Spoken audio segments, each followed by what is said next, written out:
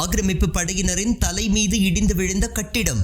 போராளி குழுக்கள் விரித்த வலையில் சிக்கி மூட்டை பூச்சிகளாய் நசுங்கிய சம்பவம். இஸ்ரேல் படைகளை குறிவைத்து நடவடிக்கை.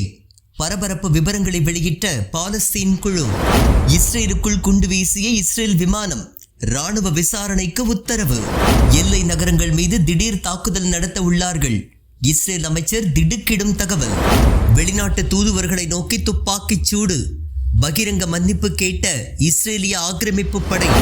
இஸ்ரேலுடன் வர்த்தகம் கிடையாது அதிரடியாக அறிவித்த பிரிட்டன். மருத்துவமனை ஜெனரேட்டர்களை தாக்கி அழிக்கும் இஸ்ரேல். காயமடைந்தவர்கள் சிகிச்சை பெறக்கூடாது என்பதற்காக குரூரம். இஸ்ரேல் மீதான தடைகள் அதிகரிக்கப்படும். பிரான்ஸ் வெளியுறவுத்துறை அறிவிப்பு. இஸ்ரேல் அமைச்சர்களின் பேச்சு அருவருக்கத்தக்கது. ஆஸ்திரேலியா கடும் கண்டனம். இஸ்ரேலின் தாக்குதல்கள் பட்டினி போருக்கு நடுவே பாலஸ்தீனிய குழுக்கள் மீண்டும் தங்களது அதிரடி நடவடிக்கைகளை தொடங்கியுள்ளனர். கான் யூனிஸில் இஸ்ரேல் படையின் வீரர் ஒருவர் ஹமாஸ் வைத்த பொறியில் சிக்கி கொல்லப்பட்டுள்ளார். ஒரு கட்டிடத்திற்குள் அவர் சென்றபோது அங்கு வைக்கப்பட்டிருந்த குண்டு வெடித்து அவர் மீது கட்டிடம் முழுமையாக சரிந்துள்ளது. இறந்தவர் பெயர் ஸ்டாஃப் சர்ஜென்ட் டானிலோ மக்கானோ. 7வது கவச வாகன பிரிவை சேர்ந்தவர் ஆவார். கட்டிடத்திற்குள் அவர் நுழைவதற்கு முன்பு ட்ரோன் மற்றும் மோப்பநாய் மூலம் கட்டிடத்தை சோதித்துள்ளார். பிறகு அவரும் மற்றொரு வீரரும் உள்ளே நுழைந்துள்ளனர். அப்போது மேல் தளத்தில் வைக்கப்பட்டிருந்த வெடிகுண்டை போராளி குழுவினர் வெடிக்கச் செய்தனர். இதில் டானிலோ மீது கட்டிடம் இடிந்து விழுந்துள்ளது. அவரது உடலை மீட்பதற்காக பல மணி நேரம் போராடியதாக ஆக்கிரமிப்பு படை தெரிவித்துள்ளது. மற்றொரு ஆக்கிரமிப்பு வீரர் படுகாயமடைந்த நிலையில் மீட்கப்பட்டுள்ளார். இந்த சம்பவம் இஸ்ரேல் எல்லையை ஒட்டிய பகுதியில் நடைபெற்றுள்ளது. ஏற்கனவே திங்கட்கிழமை ஒரு வீரரை இழந்ததாக ஆக்கிரமிப்பு படை கூறிய நிலையில் புதன்கிழமை மற்றொரு இழப்பு அவர்களுக்கு ஏற்பட்டுள்ளது. ஆபரேஷன் கிதியோன்ஸ் சாரியட்ஸ் என்ற பெயரில் புதிய இனப்படுகொலையை இஸ்ரேல் தீவிரப்படுத்தி வருகின்றது. இந்நிலையில் இஸ்ரேலிய ஆக்கிரமிப்பு படைகளை எதிர்த்து தங்களது நடவடிக்கைகளை தீவிரப்படுத்தியுள்ளதாக பாலஸ்தீனிய போராளி குழுவான இஸ்லாமிக் ஜிகாத் தெரிவித்துள்ளது. அந்த அமைப்பு செவ்வாய்க்கிழமை மேற்கொண்ட நடவடிக்கைகளை தற்போது வெளியிட்டுள்ளது. அண்மையில் காசா சிட்டியின் அல் சுஜையா பகுதியில் இஸ்ரேல் படையிடமிருந்து கைப்பற்றிய வெடிமருந்துகள் மூலம் அவர்களது இராணுவ வாகனத்தை தகர்த்ததாக அந்த அமைப்பு கூறியுள்ளது. இதேபோல வடமேற்கு காசாவின் அல் அட்டாரியா பகுதியில் இஸ்ரேல் ஆக்கிரமிப்பு படை ரோந்து சென்ற போது அவர்களை குறிவைத்து வெற்றிகரமான இராணுவ நடவடிக்கையை மேற்கொண்டதாக உமர் அல் காசிம் படை என்ற போராளி குழுவின் செய்தி தொடர்பாளர் அபு காலித் என்பவர் கூறியுள்ளார். இஸ்ரேல் படையினரின் வாகனத்திற்கு அடியே வெடிகுண்டுகள் வைக்கப்பட்டு அவை தகர்க்கப்பட்டதாகவும் இதில் நிச்சயமான உயிரிழப்புகள் ஏற்பட்டதாகவும் தெரிவிக்கப்பட்டுள்ளது. ஆக்கிரமிப்பு படையினர் காசா மீதான ஆக்கிரமிப்பு நடவடிக்கைகளை ஆபரேஷன் கிதியோன்ஸ் சாரியட்ஸ் என்ற பெயரில் தீவிரப்படுத்தி வருகின்றனர். இந்த நிலையில் கடந்த செவ்வாய்க்கிழமை யோசெஃப் யகுடா சிராக் என்ற ஆக்கிரமிப்பு படை வீரரை சொந்த சக ஆக்கிரமிப்பு இராணுவமை தவறுதலாக சுட்டுக் கொன்றுள்ளது. இது குறித்து ஆக்கிரமிப்பு இராணுவம் கூறுகையில், வடக்கு காசாவில் 401வது கவச வாகன பிரிவை சேர்ந்த காம்பேட் என்ஜினியர்ஸ் சுரங்க நுழைவாயில் ஒன்றை அழிக்கக்கூடிய நடவடிக்கையில் ஈடுபட்டுக் கொண்டிருந்தனர். அப்போது மற்றொரு கம்பெனி படை அந்த இடத்தின் மீது திடீர் தாக்குதல் நடத்தியதில் 22 வயதையான சர்ஜென்ட் யோசெஃப் யகுடா சிராக் என்பவர் கொல்லப்பட்டுள்ளதாக தெரிவிக்கப்பட்டுள்ளது. இது மட்டுமின்றி இஸ்ரேலை உருக்கிய மற்றொரு சம்பவமும் நடைபெற்றுள்ளது. அதாவது காசா மீது தாக்குதல் நடத்துவதற்கு பதிலாக காசா எல்லையில் அமைந்துள்ள இஸ்ரேல் பகுதியில் ராணுவ ஹெலிகாப்டர் குண்டு வீசியுள்ளதாக இஸ்ரேல் ஊடகங்கள் செய்தி வெளியிட்டுள்ளன. இது குறித்த முழுமையான விவரங்களை அவர்கள் வெளியிடவில்லை. எனினும் விசாரணை நடைபெற்று வருவதாக கூறியுள்ளனர். காசாவை ஒட்டிய இஸ்ரேல் எல்லை பகுதிகளை ஒட்டுமொத்த சக்திகளையும் திரட்டி ஒரே நேரத்தில் ஹமாஸ் தாக்க உள்ளதாக இஸ்ரேல் ராணுவ அமைச்சர் கட்ஸ் வினோத குற்றச்சாட்டை சுமத்தியுள்ளார். தான் ஷின்பெட் உளவுத்துறை அலுவலகத்தில் இருந்து வருவதாகவும் ஈரானியர்கள் மற்றும் இதர சக்திகளின் ஆதரவுடன் ஹமாஸ் இந்த நடவடிக்கையை மேற்கொள்ள உள்ளதாக அவர் எச்சரித்துள்ளார். காசா மீது 19 மாதங்களாக தாக்குதல் நடத்தி வரும் இஸ்ரேல் இன்னும் அதனை முழுமையாக கைப்பற்றவில்லை என்று கூறி ஆபரேஷன் கிதியோன்ஸ் சாரியட்ஸ் என்ற பெயரில் புதிய விரிவான இராணுவ நடவடிக்கையை மேற்கொள்ள உள்ளதாக கூறியுள்ளது. இதற்கு உலக நாடுகள் கடும் கண்டனம் தெரிவித்து வரும் நிலையில் இஸ்ரேல் ராணுவ அமைச்சர் இந்த வினோத குற்றச்சாட்டை சுமத்தியுள்ளார். ஹமாஸ் அமைப்பை முழுமையாக ஒழிப்பதுதான் இலக்கு என்று கூறி நாள்தோறும் நூற்றுக்கணக்கான அப்பாவி மக்கள் கொல்லப்பட்டு வருவது குறிப்பிடத்தக்கது.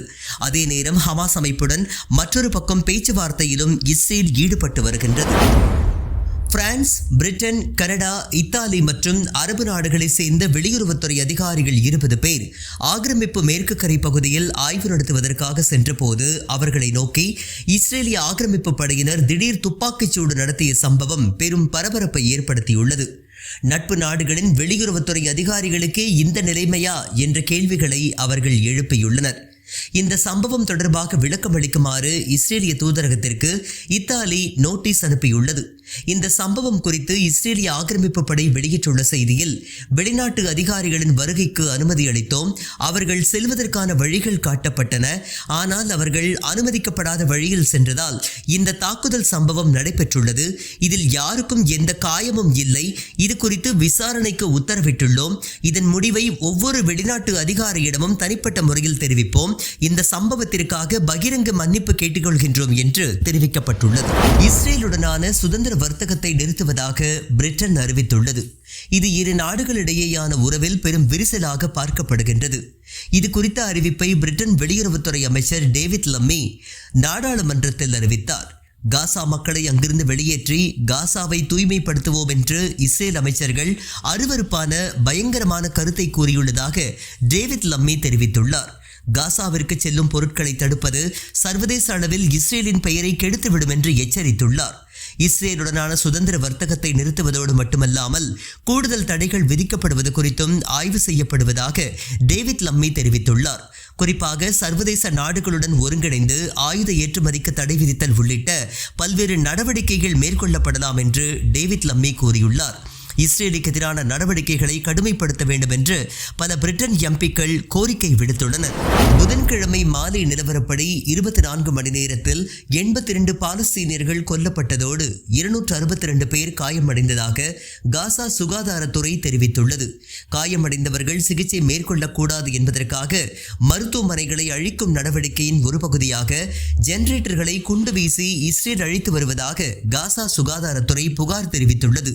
மருத்துவமனைகளின் எலக்ட்ரோ மெக்கானிக்கலை அழிப்பதன் மூலம் அனைத்து மருத்துவமனைகளையும் ஒரே நேரத்தில் செயலிழக்க செய்யும் நோக்கத்துடன் இஸ்ரேல் தாக்குதல் நடத்தி வருவதாக காசா சுகாதாரத்துறை கூறியுள்ளது. உடனடியாக எரிபொருள் சேவை சரி செய்யப்படாவிட்டால் காயமடைந்தவர்கள் துடிதுடித்து உயிரிழக்கும் நிலை ஏற்படும் என்றும் எச்சரிக்கப்பட்டுள்ளது. ஆக்கிரமிப்பு இஸ்ரேலின் விரிவாக்கப்பட்ட பயங்கரவாத நடவடிக்கைக்கு பிரான்ஸ் வெளியுறவுத்துறை கடும் கண்டனத்தை பதிவு செய்துள்ளது. இந்த நடவடிக்கை கொடூரமானது மற்றும் இஸ்ரேல் மீது கூடுதல் தடைகளை விதிப்பதற்கு வழிவகுக்கும் என்று எச்சரித்துள்ளது. காசாவில் இஸ்ரேல் தனது நடவடிக்கைகளை நிறுத்துவதற்கு எந்த மாதிரியான நடவடிக்கைகளை மேற்கொண்டால் சரியாக இருக்கும் என்பது பற்றி ஆலோசித்து வருவதாக பிரான்ஸ் வெளியுறவுத்துறை அல் ஜசீராவிடம் தெரிவித்துள்ளது. பாலஸ்தீனியர்களுக்கு உடனடியாக உதவிகள் கிடைக்கப் பெறுவதற்கும் இரு நாடுகள் கொள்கை அடிப்படையில் சுதந்திர பாலஸ்தீனம் அமைவதற்கும் தேவையான நடவடிக்கைகள் எடுக்கப்படும் என்றும் பிரான்ஸ் கூறியுள்ளது. முன்னதாக பிரான்ஸ், பிரிட்டன் மற்றும் கனடா ஆகிய நாடுகள் கூட்டாக விடுத்த எச்சரிக்கையில் இஸ்ரேல் மீது ஆயுத ஏற்றுமதி தடை உள்ளிட்டவை விதிக்கப்படும் என்று எச்சரித்திருந்தனர். இதனிடையே காசா படுகொலையில் பிரிட்டனின் பங்கு குறித்து விசாரிக்க தனி சுதந்திர விசாரணை ஆணையம் அமைக்க வலியுறுத்தி நாடாளுமன்றத்தில் மசோதா கொண்டு வரவுள்ளதாக முன்னாள் லேபர் கட்சி தலைவரும் தற்போதைய நாடாளுமன்ற உறுப்பினருமான ஜெரமி கோர்பைன் தெரிவித்துள்ளார். துயரத்தில் இருப்பவர்களுக்கு மேலும் வேதனையை கொடுக்கும் வகையில் பேசி வரும் நெதன்யாகு மற்றும் அமைச்சர்களின் கருத்துக்கள் அருவருப்பானவை, மூர்க்கத்தனமானவை என்று ஆஸ்திரேலிய வெளியுறவுத்துறை அமைச்சர் பெனி வோங் என்பவர் கடும் கண்டனத்தை பதிவு செய்துள்ளார். இது குறித்து அவர் வெளியிட்டுள்ள அறிக்கையில், காசாவில் குழந்தைகள் படும் துயரத்தை ஐக்கிய நாடுகள் மன்றம் வெளிப்படுத்திய நிலையிலும் அங்கு உதவிகள் சென்று சேர்வதை இஸ்ரேல் தடுத்து வருகின்றது. இஸ்ரேல் உடனடியாக காசாவில் முழு உணவு விநியோகத்தை தொடங்க வேண்டும் என்று சர்வதேச நாடுகளுடன் இணைந்து ஆஸ்திரேலியாவும் கேட்டுக்கொள்கிறது என்று தெரிவித்துள்ளார். இதனிடையே காசாவில் நிலவும் சூழல் வேதனையை அதிகரிக்கின்றது என்றும் புதிதாக தேர்வு செய்யப்பட்டுள்ள போப்பாண்டவர் கூறியுள்ளார். செயின்ட் பீட்டர் சதுக்கத்தில் நடைபெற்ற வாராந்திர கூட்டத்தில் பேசிய போப்பாண்டவர் விரோதத்தை முடிவுக்கு கொண்டு வரும் வகையில் குழந்தைகள், முதியவர்கள், நோயாளிகளின் தேவைக்கு ஏற்ப முழு உணவு விநியோகம் உள்ளிட்டவற்றை காசாவில் மீண்டும் தொடங்க வேண்டும் என்றும் மீண்டும் ஒரு முறை கேட்டுக்கொள்வதாக போப்பாண்டவர் தெரிவித்துள்ளார்.